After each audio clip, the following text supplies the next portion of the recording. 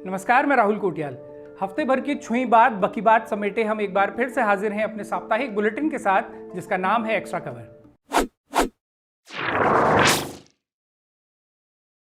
बीते हफ्ते उत्तराखंड के चारों धामों के कपाट खुल गए। प्रदेश अर्थव्यवस्था की धमनियों में रक्त प्रवाह का सबसे बड़ा संचार स्रोत शुरू हुआ, लेकिन इसके साथ ही शुरू हो गया आस्था की ब्रांडिंग कर राजनीति के बाजार में बोली लगाने का भद्दा अर्थशास्त्र, भयावह आंकड़ों को उपलब्धि बताने का बेशर्म गणित, पवित्र और संवेदनशील पहाड़ों को कूड़े करकट प्लास्टिक और मलमूत्र से चोक कर देने का निकृष्ट रसायन शास्त्र, आस्था केंद्रों को फर्स्ट डे फर्स्ट शो का फैशन गिमिक बना देने वाला फूहड़ मानव शास्त्र और हेलो गाइस की रटंत से बौलियाए व्लॉगर्स का भौंडा समाज शास्त्र। चारधाम यात्रा का ऐसा पाठ्यक्रम कितना घातक हो सकता है, इसे थोड़ा धैर्य और विस्तार से समझिए। आज से सैकड़ों साल पहले जब आधुनिक मशीनों की उत्पत्ति भी नहीं हुई थी, तब भी हमारे पूर्वजों ने 12,000 फीट की ऊंचाई पर केदारनाथ जैसा भव्य मंदिर बना दिया था। वो लोग जब ऐसा कालजयी मंदिर उस दुर्गम पहाड़ी पर बनाने का हुनर रखते थे, तो क्या वहां अपने रहने ठहरने के लिए भवन निर्माण करना उनके लिए कोई मुश्किल काम रहा होगा? लेकिन उन्होंने ऐसा नहीं किया, क्योंकि वो जानते थे कि ऐसा करना घातक है। सिर्फ मनुष्यों के लिए ही घातक नहीं, बल्कि मनुष्य की आस्था के लिए भी घातक है, उसके देवताओं के लिए भी, देवताओं के निवास वाले हिमालय के लिए भी, और इस संवेदनशील क्षेत्र की उस बायोडाइवर्सिटी के लिए भी, जिसे इसका नर्वस सिस्टम भी कहा जा सकता है। हमारे पुरखों ने हिमालय की संवेदनशीलता को समझने समझाने के लिए कोई रिसर्च पेपर नहीं पढ़े, लेकिन अपने अनुभवों से ही उन्होंने प्रकृति के साथ ऐसा कमाल का साम्य बैठाया कि न तो कभी उनकी आस्था प्रकृति के आड़े आई और न कभी प्रकृति उनकी आस्था की। उनकी जीवन शैली में ही वो प्रकृति प्रेम था कि उनकी आस्था भी सज जाती थी, प्रकृति से छेड़छाड़ भी नहीं होती थी और हिमालय का संरक्षण भी सदा रहता था। ज़्यादा पीछे न भी जाएं तो हम ऐसे दर्जनों अलिखित कायदे चिन्हित कर सकते हैं, जिन्हें पहाड़ी समाज के हर व्यक्ति ने अपने दादा दादी बूबू ईजा से सुना समझा होगा। पहाड़ों पर जाने के कुछ पारंपरिक नियम कायदे रहे हैं। जैसे कहा जाता था कि बुग्यालों या बर्फीले पहाड़ों पर जाते हुए जोर से आवाज़ नहीं करनी चाहिए, सीटी नहीं बजानी चाहिए, चटक कपड़े नहीं पहनने चाहिए आदि। इन मान्यताओं का आधार बताते हुए भले ही बुजुर्गों ने आस्था का हवाला देते हुए कहा हो कि ऐसा करने से देवता नाराज होते हैं, उनकी समाधि में विघ्न होता है, छले जाने का या आचरियों द्वारा हर लिए जाने का खतरा होता है, लेकिन इन सभी मान्यताओं के पीछे वैज्ञानिक दृष्टिकोण भी है। उच्च हिमालयी क्षेत्र इतने संवेदनशील हैं कि ध्वनि तरंगों से भी देर सवेर दरक सकते हैं, लेकिन उन्हीं संवेदनशील पहाड़ों में जहां हमारे पूर्वज जोर से आवाज़ करने को भी प्रतिबंधित मानते थे, वहीं आज दिन भर हेलीकॉप्टर गड़गड़ाते फिरते हैं। बड़े बड़े स्पीकरों से ऐसा ककड़ाहट मचाया जाता है कि कंधुड़ों से खून निकलने लगे। किसी सस्ते नेता की महंगी चुनावी रैली की तर्ज पर कान फोड़ू संगीत बजाते हुए केदारनाथ की चढ़ाई चढ़ी जाती है और सड़क चौड़ीकरण के लिए तो डायनामाइट तक धड़ल्ले से फोड़े जाते हैं। ये सड़क चौड़ीकरण से तो हमारी सरकार को इतना प्यार है जितना शायद जीतू ने भरना से या राजूला ने मालूशाही से भी नहीं किया होगा। पहले से बनी हुई सड़कों को चौड़ा करने के नाम पर सरकार को इतनी जोर से विकास आता है कि वो धड़धड़ा के कर देती है। चारधाम परियोजना, जिसे ऑल वेदर रोड भी कहा गया, सिर्फ उसके लिए ही 60,000 से ज्यादा पेड़ काट डाले गए। दूसरी तरफ पिथौरागढ़ जिले के रायसपाटा गांव की हेमा देवी को देखिए, जिन्होंने पिछले हफ्ते नदी किनारे अपने जुड़वा बच्चों को जन्म दिया और उनमें से एक ने मौके पर ही दम तोड़ दिया। हेमा देवी नदी किनारे प्रसव के लिए इसलिए मजबूर हुई क्योंकि कंडी में बैठाकर जब उन्हें गांव के लोग गांव से 6 किलोमीटर दूर की सड़क तक पहुंचा रहे थे, तभी उनकी प्रसव पीड़ा असहनीय हो गई। उनके गांव में आज भी सिंगल रोड तक नहीं है, जबकि ग्रामीण साल 2009 से इसकी मांग कर रहे हैं। इस त्रासद घटना से अंदाजा लगा लीजिए कि विकास कार्यों के नाम पर पहाड़ों में जो हो रहा है, क्या वो सच में जनता के लिए है या फिर अपने अपने ठेकेदारों के माध्यम से कमीशन का मीट भात सपोड़ने के लिए। चारधाम यात्रा के शुरुआती 2 दिनों के आंकड़े बताते हैं कि पिछले साल की तुलना में इस बार 44% यात्री यहाँ ज्यादा पहुंचे हैं। अब इनमें कितने यात्री हैं और कितने हेलो गाइस, ये आंकड़ा खोजना थोड़ा जटिल है, लेकिन विश्लेषक अनूप नौटियाल मानते हैं कि अगर पूरी यात्रा के दौरान औसतन इतने ही यात्री आते हैं तो इस साल यात्रियों की कुल संख्या 80 लाख के पार जा सकती है, जबकि पिछले साल कुल संख्या 54 लाख यात्रियों की थी। सरकार इस आंकड़े को अपनी उपलब्धि बताती है। बीकेटीसी के अध्यक्ष कहते हैं कि चारधाम में तीर्थ यात्रियों की संख्या बढ़ाना ही मकसद है, लेकिन इस क्षेत्र में दशकों तक अध्ययन करने वाले भूवैज्ञानिकों की माने तो ये आंकड़े कोई उपलब्धि नहीं बल्कि आपदाओं का न्योता देने की गारंटी है। भूवैज्ञानिक एसपी सती बताते हैं कि इतनी बड़ी संख्या में यात्रियों के पहुंचने से कई नुकसान तो सीधे सीधे देखे और गिने जा सकते हैं। पहला तो यही कि जितने ज्यादा लोग उतनी ज्यादा मोटर गाड़ियां, और जितनी ज्यादा गाड़ियां उतना ज्यादा कार्बन एमिशन, जो ग्लेशियर को सीधा प्रभावित करता है और आपदाओं को आमंत्रित करता है। दूसरा, हैंगिंग ग्लेशियर पर खतरा, जो इतने संवेदनशील होते हैं कि ध्वनि तरंगों से भी दरक सकते हैं। तीसरा, क्षेत्र की सीमित कैरिंग कैपेसिटी होती है, जिसे पार करते हुए हम लगातार कुदरत को चुनौती दे रहे हैं। चौथा, बायोडाइवर्सिटी पर प्रभाव, जिसकी कहीं चर्चा तक नहीं है। गढ़वाल यूनिवर्सिटी में हुए अध्ययन ही बताते हैं कि हेलीकॉप्टरों की भरमार से इस क्षेत्र में बायोडाइवर्सिटी बहुत ज़्यादा हद तक प्रभावित हुई है। उस कस्तूरी मृग का ही उदाहरण लीजिए, जो कहने को तो हमारा राज्य पशु है, लेकिन असल में राज्य ही उसके प्रति पशु बना हुआ है। बढ़ती भीड़ का ऐसा ही एक कम चर्चित पहलू सीवेज का भी है।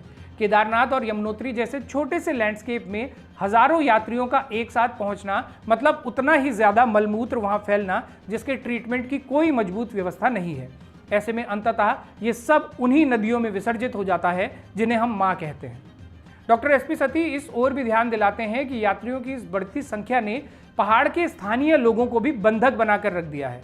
किसी भी स्थानीय को अगर आपात स्थिति में पहाड़ी कस्बों से नीचे आना है या इसके उलट तराई से पहाड़ जाना है, तो वो जाम पड़ी सड़कों के आगे बेबस नजर आ रहा है।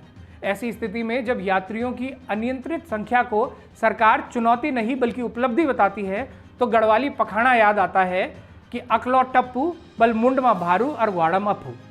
ये भी सच है कि चारधाम यात्रा उत्तराखंड की अर्थव्यवस्था की रीढ़ है। हजारों लाखों परिवारों की आजीविका इसी यात्रा पर निर्भर है। ऐसे में यात्रियों की बढ़ती संख्या प्रदेश के कई लोगों के लिए अच्छी कमाई के अवसर भी खोलती है। लेकिन हमें ये तो ध्यान रखना ही होगा कि जो फसल हमारा पेट भरती है, उसके बीजों को सुरक्षित रखने की जिम्मेदारी भी हमारी ही है, जैसे हमारे पूर्वजों ने रखा। अब सवाल उठता है कि ऐसा कैसे किया जाए। इसे समझने के लिए डॉक्टर कमलेश जोशी के सुझाव देखे जा सकते हैं, जिन्होंने इसी विषय पर पीएचडी की है और sustainable pilgrimage tourism in Kedar valley, A holistic tourism development approach post 2013 disaster, इस शीर्षक से उन्होंने थीसिस लिखी है। अपने शोध के बाद उन्होंने जो मुख्य सुझाव दिए हैं वो है कि सबसे पहले तो तीर्थाटन और पर्यटन के अंतर को समझा जाए। धार्मिक स्थलों को पिकनिक स्पॉट न बनाया जाए और केदारनाथ जैसे संवेदनशील क्षेत्र की भूगर्भीय स्थिति के अनुकूल व्यवस्था बनाई जाए। वहां जाने वाले यात्रियों की संख्या निर्धारित की जाए और ये निर्धारण पिछले साल की तरह न हो, जिसकी घोषणा तो हुई लेकिन धरातल पर जमपत ही पड़ी रही। इसके अलावा सर्दियों में भी ऊखीमठ में केदारनाथ के दर्शन को बढ़ावा दिया जाए और त्रिजुगी नारायण, तुंगनाथ, कार्तिक स्वामी जैसे सैटेलाइट गंतव्यों को भी बढ़ावा दिया जाए, ताकि केदारनाथ आने वाली भीड़ का विकेंद्रीकरण हो सके, पैदल यात्रा को बढ़ावा मिले और हेलीकॉप्टर की कुकरगत्त करके धनाधन उड़ाए जाने की प्रवृत्ति पर लगाम लगे।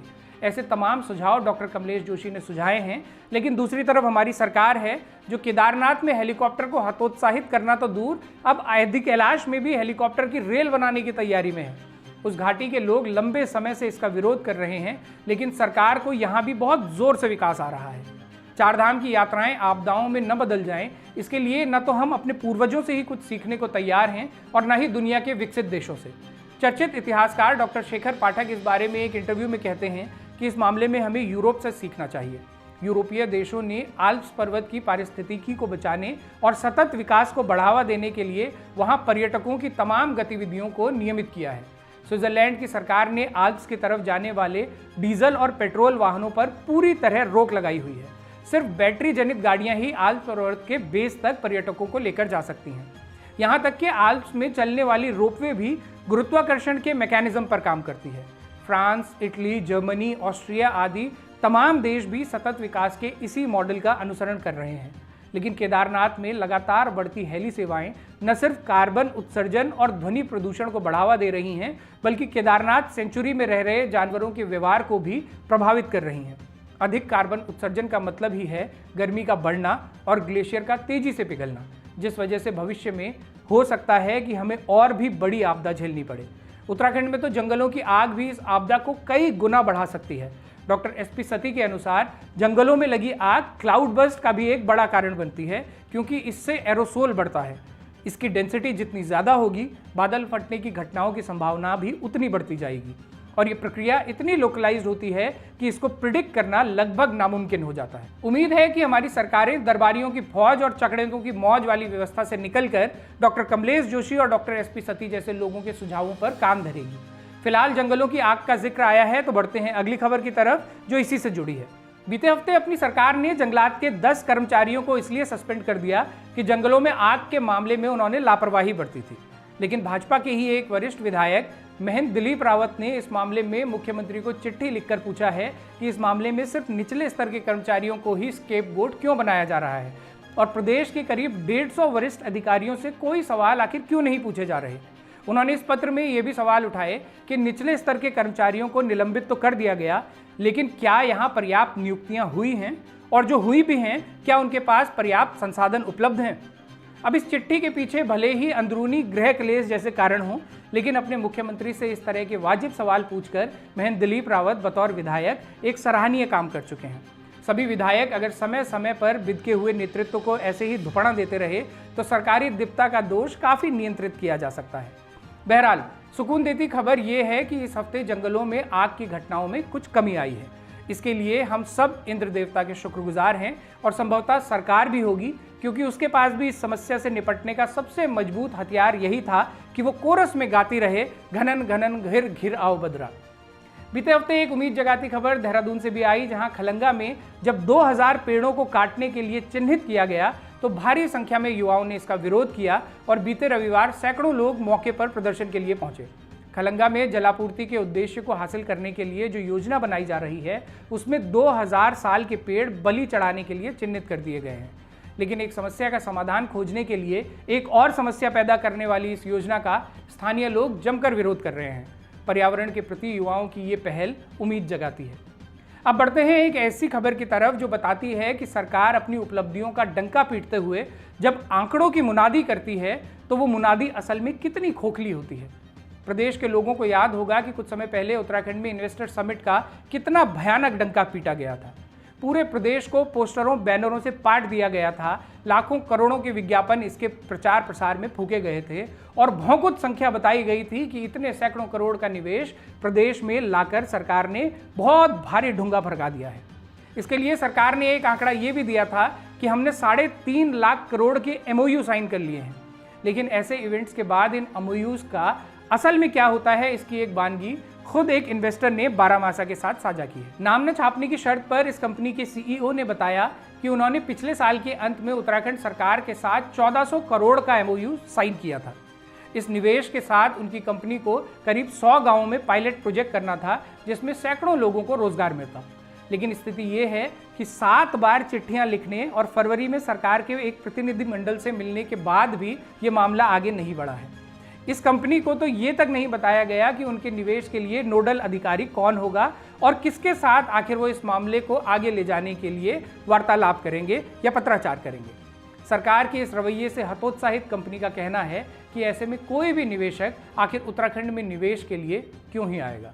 तो ये था इस हफ्ते का एक्स्ट्रा कवर। आपको ये कार्यक्रम पसंद आया हो तो इसे शेयर ज़रूर कीजिएगा और उसके साथ ही बारामासा को मजबूत करने के लिए चैनल की पेड मेंबरशिप या सुपर थैंक्स का बटन दबाकर हमें सहयोग कीजिएगा। अपने सुझाव, प्रतिक्रिया या एक्स्ट्रा कवर से निकलती कोई खबर अगर आप हम तक पहुंचाना चाहते हैं तो इस मेल ID पर लिख भेजिए। अगले हफ्ते फिर से होगी मुलाकात। तब तक के लिए सिमनिया पैलाग, नमस्कार।